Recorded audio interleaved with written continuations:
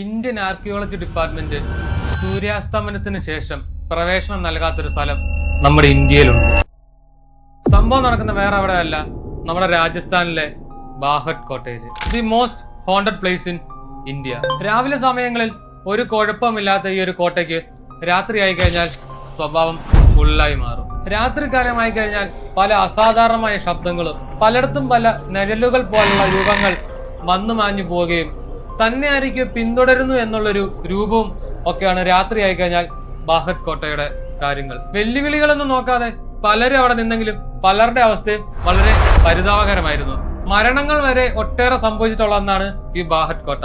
എന്നാൽ ഈ വെല്ലുവിളികളൊന്നും നോക്കാതെ അവസാനമായി ഒരു രാത്രി കഴിഞ്ഞും കൂടിയ ഒരു വ്യക്തിയാണ് Gaurav Tiwari, the founder of the Indian paranormal society. താനൊരു രാത്രി കുഴപ്പമില്ലാതെ അവിടെ ജീവിച്ചെങ്കിലും പിന്നുള്ള തന്റെ ജീവിതത്തിൽ വന്നിരുന്ന പല കാര്യങ്ങളും വളരെ നിഗൂഢതകൾ നിറഞ്ഞതായിരുന്നു.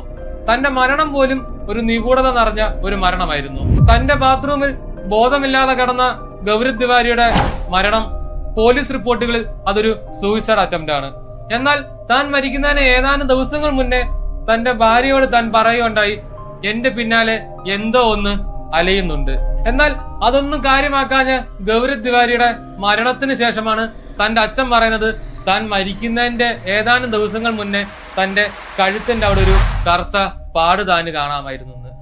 എന്നാൽ ഇത്രയും വളരെ നിഗൂഢമായ കാര്യങ്ങളും വെല്ലുവിളികളും സ്വീകരിച്ചുകൊണ്ടിരുന്ന ഗൗരവ് തിവാരി ഒരു സൂയിസൈഡ് അറ്റംപ്റ്റിന് തയ്യാറാകുമോ? ഇതിന്റെ ഡീറ്റെയിൽ വീഡിയോ ഉടൻ തന്നെ നമ്മുടെ ചാനലിൽ വരുന്നതായിരിക്കും. വീഡിയോ മിസ്സാവാതിരിക്കാൻ ഇപ്പൊ തന്നെ സപ്പോർട്ടും ചെയ്തേക്ക്. അപ്പൊ ഓക്കെ, ബൈ, മീ എം എ